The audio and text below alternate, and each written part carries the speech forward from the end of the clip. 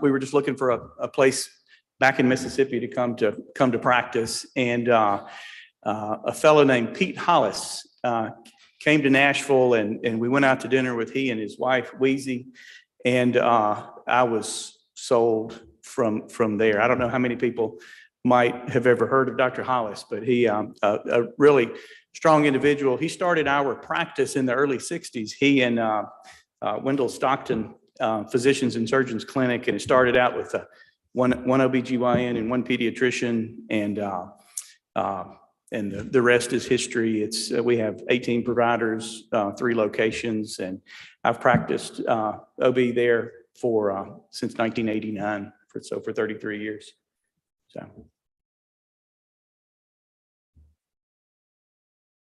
And why don't you describe a little bit more about the clinic and where your locations are and how that is?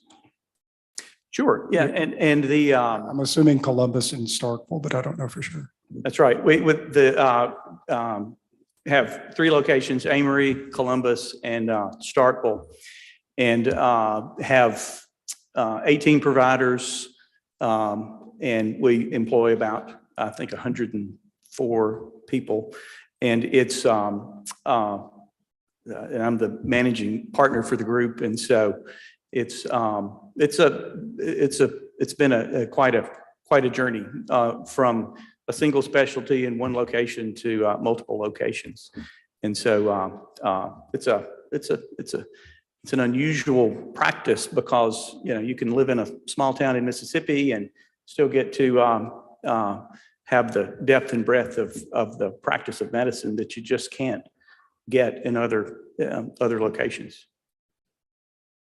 You've been on the Board of Health for several months now, and I'm thinking that you've been meeting primarily by Zoom, but I think that's going to stop next month. Could you tell us your perspectives on the Board of Health and how things are going so far? And apparently you're getting ready to hire a new state health officer, and tell us how things have been going so far. Yeah, it's been a great opportunity so far, and I hope that there's no direct correlation between the fact that I've started and our state health officer has resigned, and so. And I'm sure we're going to be able to find somebody that will be a very good replacement. But he's certainly been a great leader. And I have been impressed by the staff and the people that I've spoken with, and then the other members of the board. I think we're certainly in good hands. Certainly in the State Board of Health. Do other members have questions? Senator Blackwell. Thank you, Mr. Chairman. Thank you, Dr. Cheney. I just have a question, given that you're an OB-GYN.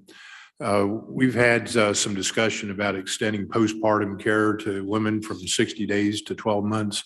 As an obstetrician, could you maybe elaborate on the importance of women continuing to have some healthcare services available after that 60-day period? Certainly. Actually, one of the things that I hope to be able to focus on are women's health issues. I think that's part of my calling to this, but I think it's a great idea. I think it's something that's necessary, and 6 weeks is not enough time for somebody who has delivered, especially if it's their first baby, just to adjust. And there's so many changes that go on both within their family system, just the individual and their health and the way they adjust. And so I think the 1 year is a good idea. Senator Wiggins. Thank you, Dr. Cheney. So not to get into the whole stuff we've been through for the last 2 years, I think it would be fair to say that handling of the pandemic between the health side of things and the political / public policy side of things could have been done better. Okay. So hopefully we don't have one, but we could have one again. And so do you have any thoughts / recommendations of how things could be handled better in that space? Yeah, that's tough because there are, honestly, I think the political side of things and the media and all the frenzy probably made it more difficult. I do think that things were handled very well within our state in terms of the recommendations and but taking recommendations and applying those to individual situations, individuals, communities, it's tough. I guess one of the things that we need is kind of an after action report on, okay, what have we learned? I assume that that's going to be part of what the Board of Health will be addressing also. But I certainly think there are things that that we need to have learned. But and I would agree with you. I think it's not going to be the last time we'll face things like this. Senator Fillingane. Thank you, Mr. Chairman, and thank you, Dr. Cheney, for being here with us.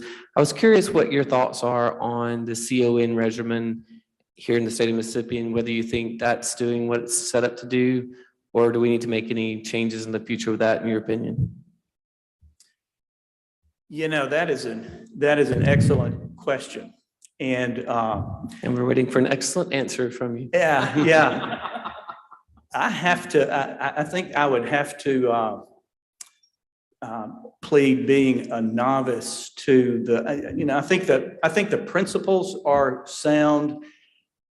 I haven't been involved in it long enough to really have made an opinion. I know that it obviously has to be controversial because you have rulings for one group and against another, and so. But as far as does it accomplish what it's set out to do, I don't have enough experience yet to have formed an opinion on that. Sorry. Do you think it's helping us contain the cost of the Medicaid program in the state of Mississippi? Again, that's an excellent question, and I think considering we're in the state of Mississippi with with limited resources, I certainly think that's an admirable goal. But I haven't seen the data to really be able to say. Well, I appreciate that honesty. If you will, once you are confirmed, look into that. I think it's a very important issue that we in the legislature may need some guidance from your department. And Mr. Chairman, if I could just make a statement too in the process. Do you want to make a statement now or later? Or? This would be great right now. Okay. I just noticed that our Director of Department of Health is out in the audience, and I, for one, think he's done an excellent job. He's been here on the front lines, Dr. Dobbs, giving vaccinations here in the Capitol, being the face of this response to the pandemic. And I hate to see him go, but I wish him well, and I want to thank him for all the hard work he's put into his job.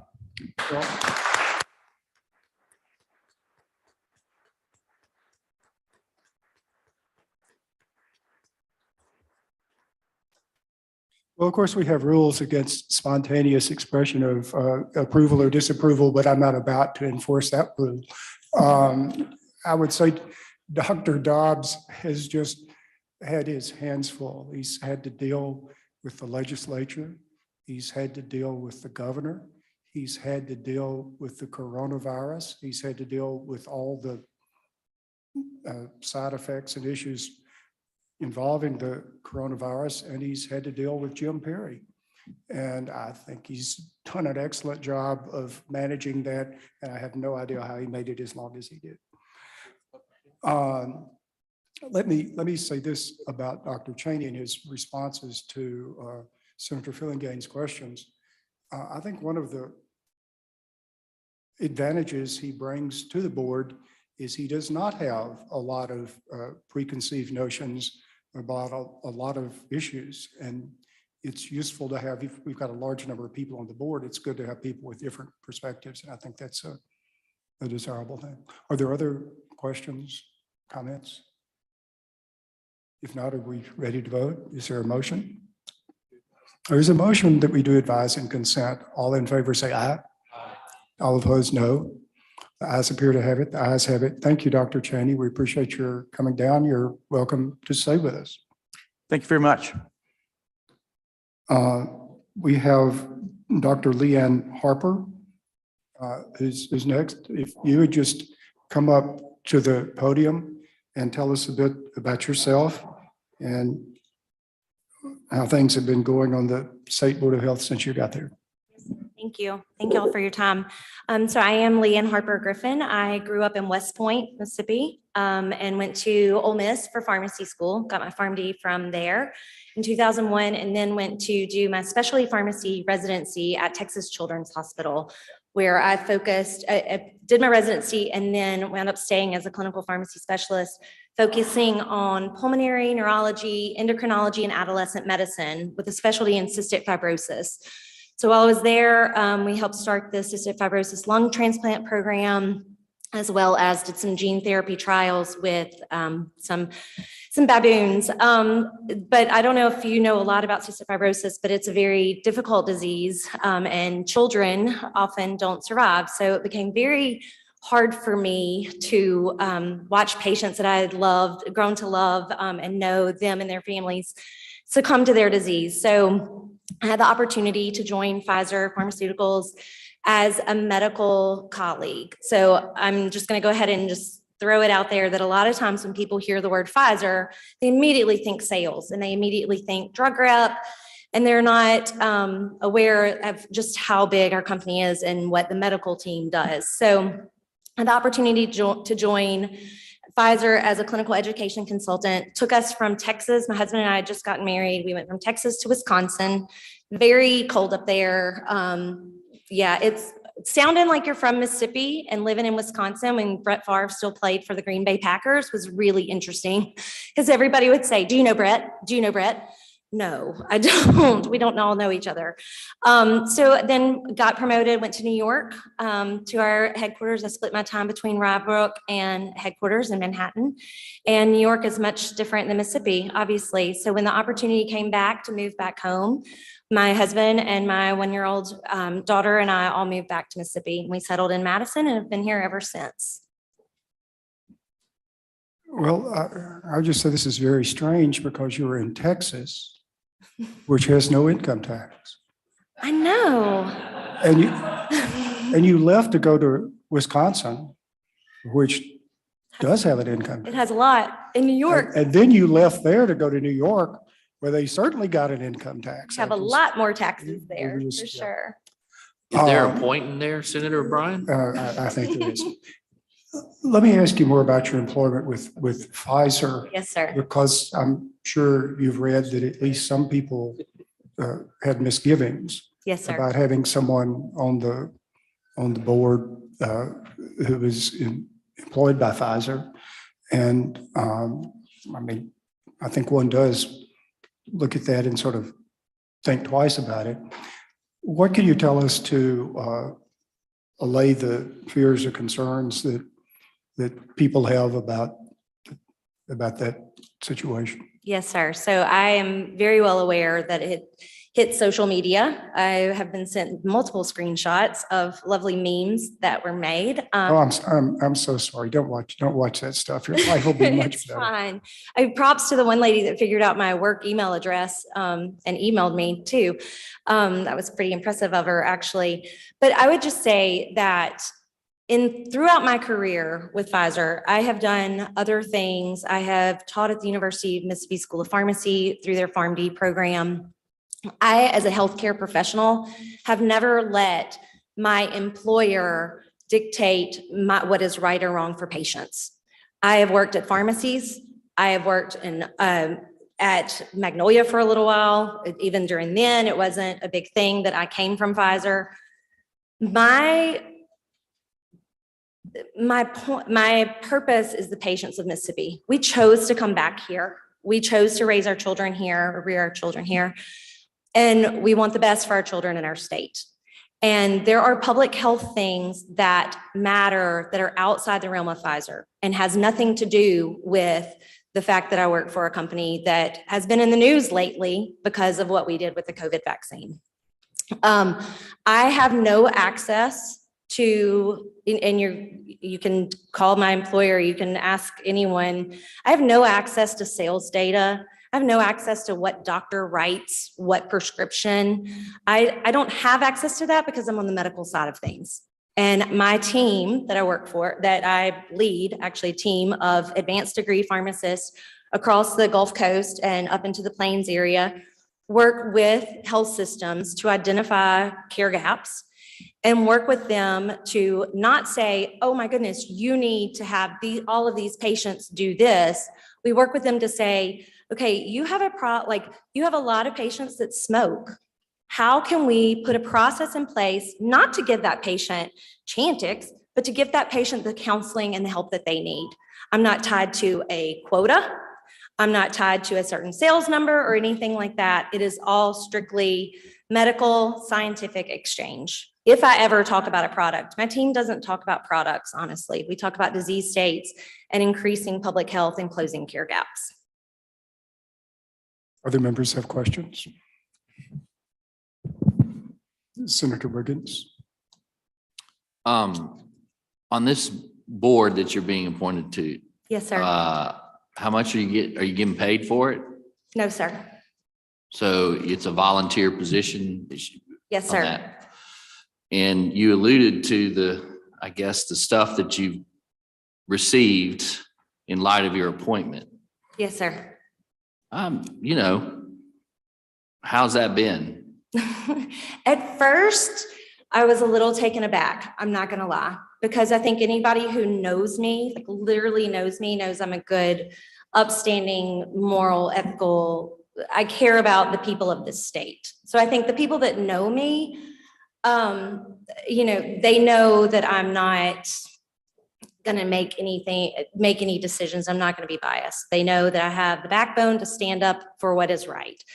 So it was a little frustrating, I guess, to see people who don't know me, who have never had a conversation with me, go ahead and just spread whatever they wanted to say about me.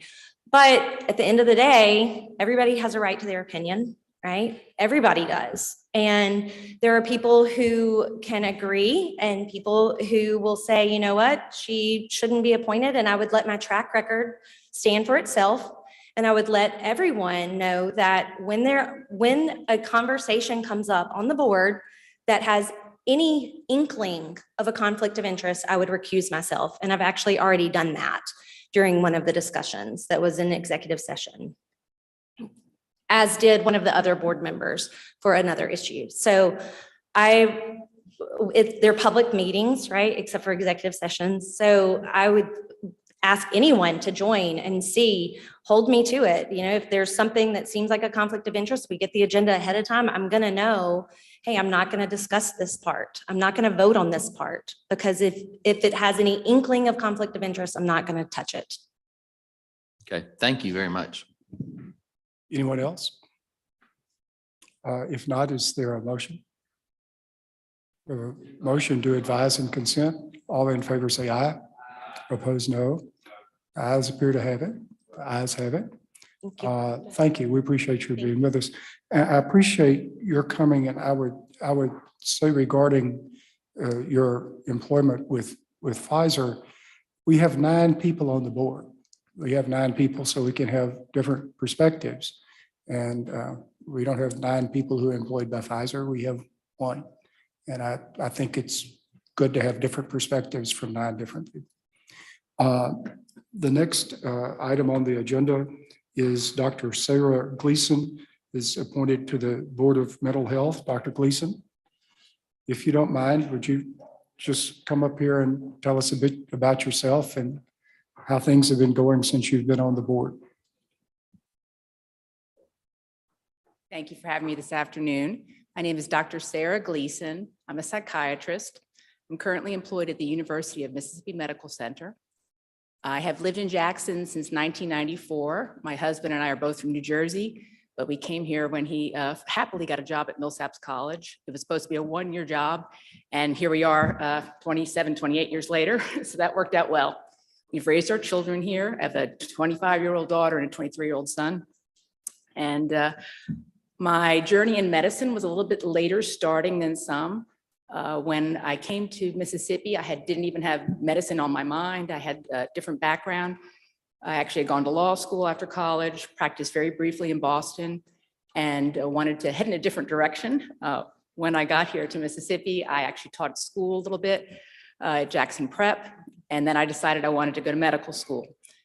Went to University of Mississippi Medical Center, graduated in 2004, finished my psychiatry residency in 2008, and then had the several wonderful years practicing at Mississippi State Hospital on the female receiving building. After that, for several years, I worked at the VA system, about 3.5 years at the Jackson VA, and for a period of about 6 months, I was stationed actually in Biloxi. So I had that ability to see the coast as well as central Mississippi. I recently was asked to join the board, received the appointment in the fall, and I have been attending board meetings. I've been to about 4 board meetings already, not in a voting capacity because I've not been confirmed yet, but I have had the pleasure of getting to know the board and the workings of the board process. So thank you for having me today for the hearing. As you know, there's much going on in the field of mental health, and we have a Department of Mental Health, which historically, I think, has been skewed toward operating institutions. And community-based services have been delivered by the various community mental health centers. And of course, there has been concern about the extent to which there's a coordination between those two organizations. And, you know, we've got this lawsuit going, and we have this coordinator of mental health. And I just wondered what your perspectives were on all of that since you've been on the board. I did have the pleasure of being at the board meeting last week, and the board in an executive session did have an opportunity to meet with Dr. Hogan, the special master, and learned a lot about the progress of negotiations. Of course, I can't speak to what happened in that session, but I would say that I'm very pleased to see the progress that's being made. I followed along as someone who's practiced both in-state institutions and federal institutions. I've been primarily an inpatient provider myself, but all part of inpatient care is what happens next for the patient, what happens when we discharge to the community. As a member of the Mississippi Psychiatric Association and the American Psychiatric Association, I'm keep up with issues not only here, but across the country. And I recognize that not only Mississippi, but other states have had similar issues and negotiations with DOJ. And I believe that we'll be a stronger state for this. And my sense is that the people of Mississippi and the organizations are headed in the right direction and in favor of really providing care in the least restrictive environment and giving support to our outpatient providers and wonderful programs, assertive community treatment programs, intensive outpatient programs that will remove the need for prolonged hospitalization for many. Questions? Senator Wiggins. Thank you. My question is, and you bring up good points, but in my assessment of things, the voice that seems to get not heard or lost in the mental health treatment space are family members dealing with family members who have mental disease. In my experience, many either don't have the resources or just flat out can't handle. And it ends up, it ends up being a problem, to say the least. Would you concur with that? And do you see that as an issue? And is that something that you can see the board help with this? Yes, and I think with the DOJ process, that's something that we're going to have to be paying even closer attention to.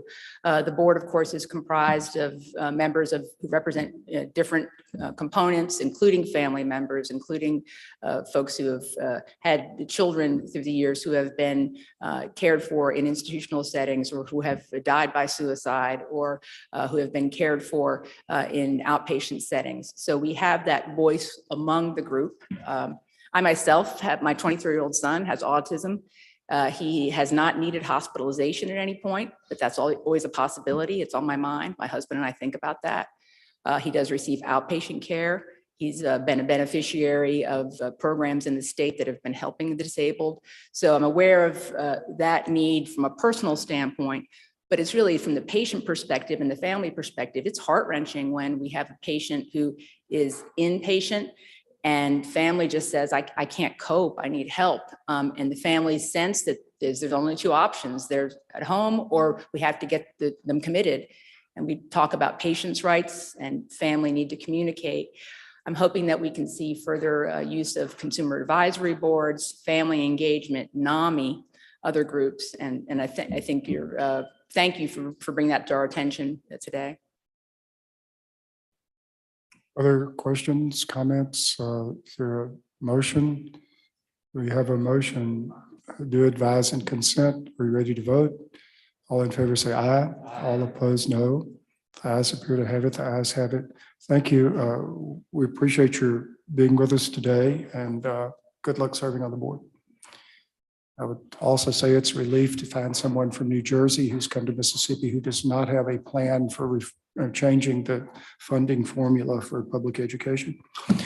The next item, or the next individual on the agenda, is Theresa Ann Mosley. Ms. Mosley, if you'd be nice enough to come up and visit with us. We appreciate your being here and your agreeing to serve. Okay, it's a pleasure to be here today. I am up for reappointment.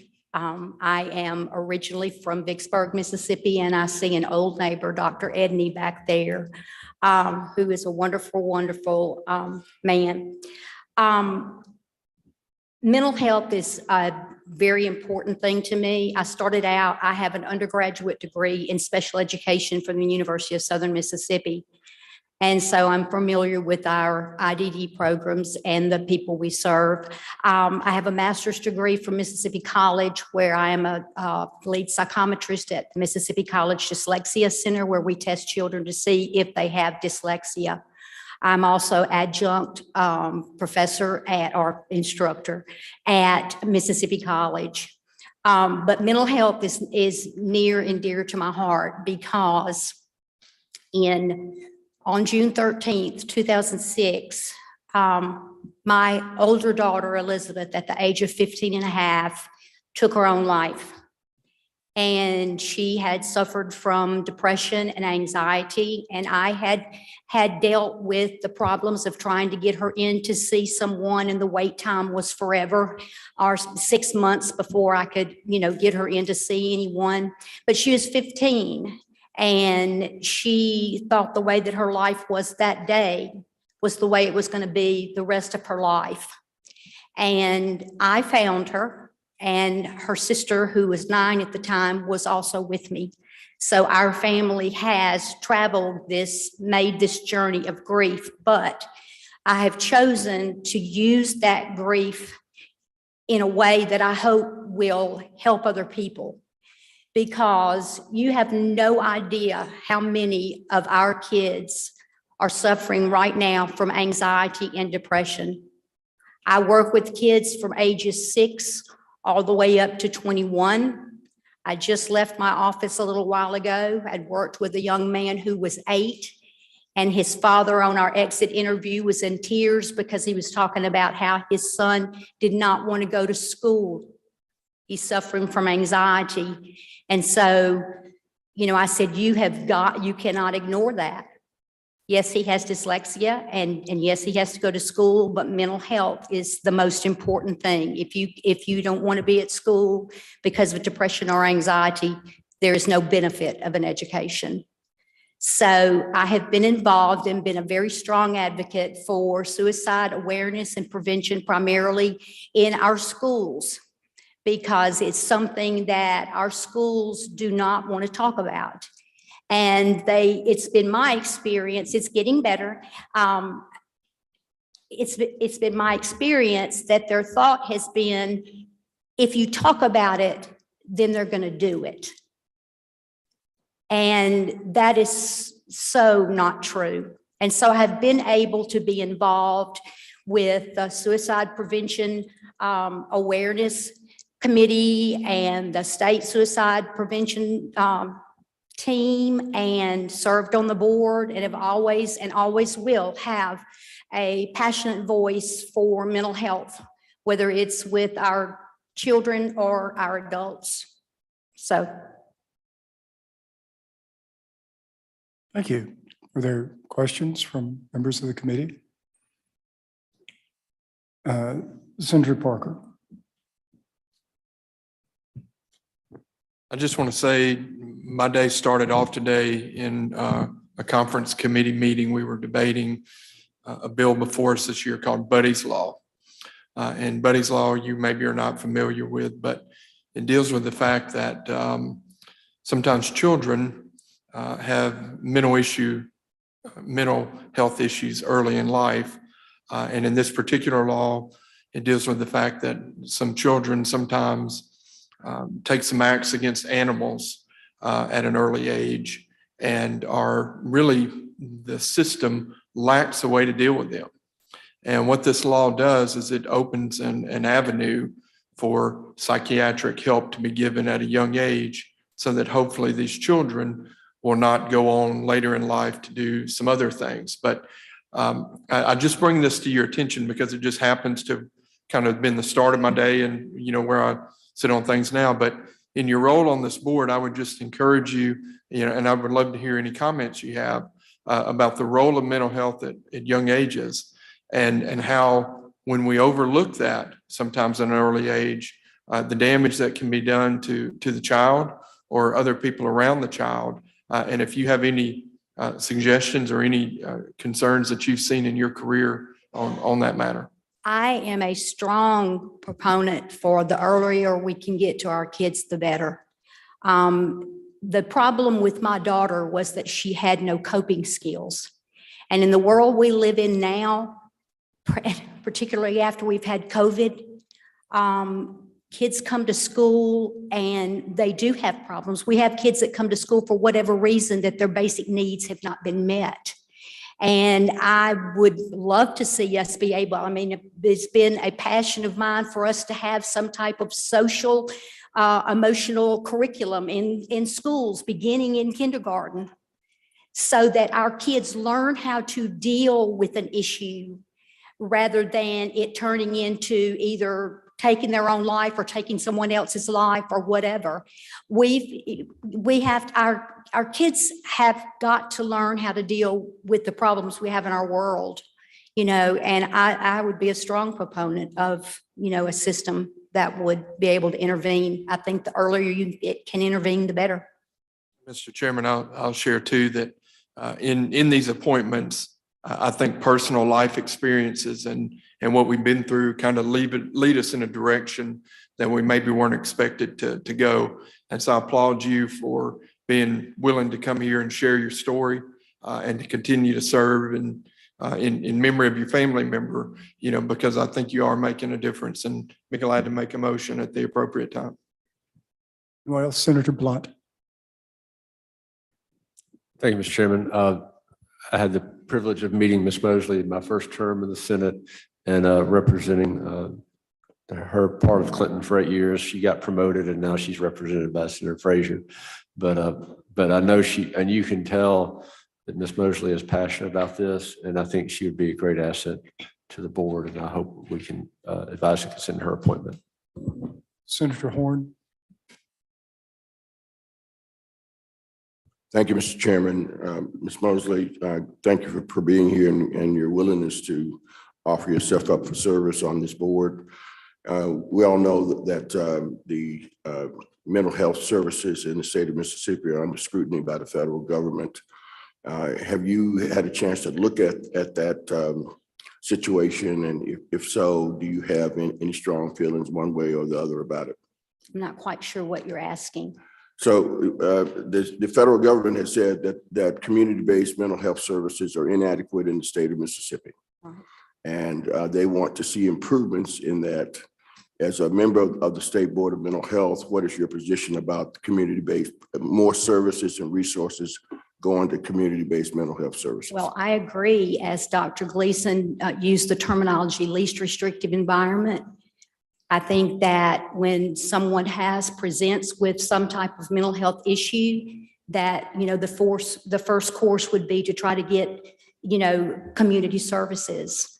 There's always going to be a need for hospitals, but we're moving toward having more crisis stabilization units and being able to try to keep people in their community. During the pandemic and even before, we have seen on the streets of Jackson a lot of folks who are homeless, many of whom have apparent mental health issues. Are you willing to have the board take a look at what's going on in the city of Jackson, where it appears to me that the rest of the state's problems are becoming Jackson's problems as it relates to homelessness and mental health issues? So would you be willing to take a hard look at that? I mean, I would be willing to bring that up and discuss that as well. I mean, I know I worked for Jackson Public Schools in the building next to the budget, the big yellow building, and we had a couple of guys who were homeless, and it was very obvious that they had a mental illness, and that it tore at my heart. And that is one thing that my daughter Elizabeth, who we lost to suicide, that was one thing that really got to her. And I'll tell you this quick story. I don't want to take up your time, but when she was about 9, we were on our way to church, and there was a gentleman walking down the street. He was dressed, but he was carrying his shoes. And so we went to church. He came in and worshiped with us. We left, and the man was walking down the street with his shoes off, and my daughter Elizabeth was in the back seat, and she said, "Daddy, I cannot believe that you didn't stop and offer to give that man some money or take him somewhere." And I automatically went into mama mode and said, "Now, Elizabeth, we can't do that because he might have gotten afraid, thought we were going to harm him, had a psychotic episode. I'm trying to explain it." She's 9. And she said, "Could have been Jesus." And my husband whipped into Sonic, turned it around, came back, got on Northside Drive, and the man was nowhere to be seen. And she said, "See, I told you." So I do think that we do have a responsibility as a city and a state to help take care of our homeless. And yes, I would be willing to, discuss that, bring that up and be a part of that. Thank you. Thank you very much, Mr. Chairman. Anyone else? Senator Hobson. Thank you. Thank you, Mr. Chairman. Theresa, thank you. Good to see you again. It's unfortunately the only negative thing about her, she left Vicksburg and moved to Clinton. So our loss and Senator Frazier's and Senator Blunt's game, but I just want to echo, pardon? Yeah, and Horn too.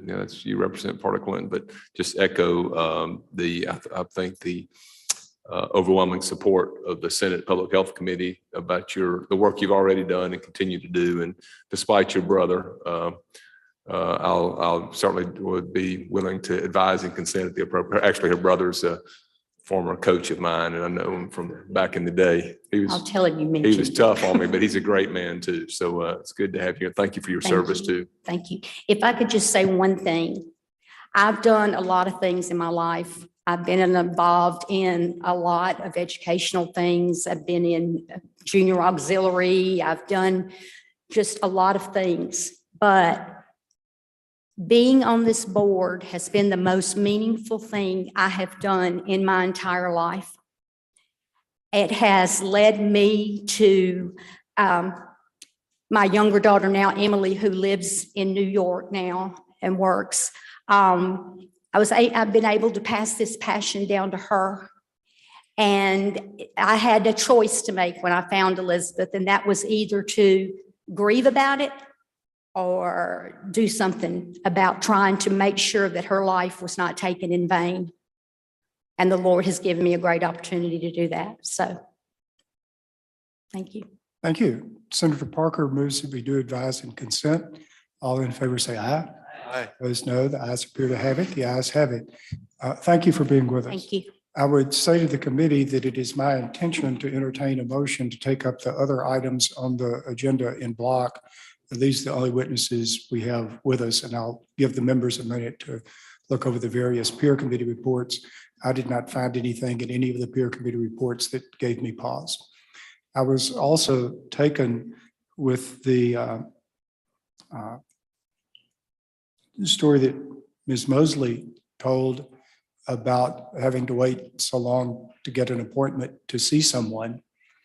And to come full circle, it reminds me of something Dr. Hollis told me, Dr. Hollis being the person that Dr. Cheney said convinced him to move to Amory. Years ago, I was having a conversation with Dr. Hollis, and he said, you know, if you're in the middle of the desert, it really doesn't matter how much money you have. You haven't got any health care because there's nobody around to provide it. And that's one of the problems we have, particularly with mental health, but with other healthcare matters, is if there's not somebody there to provide health care, you can't get it.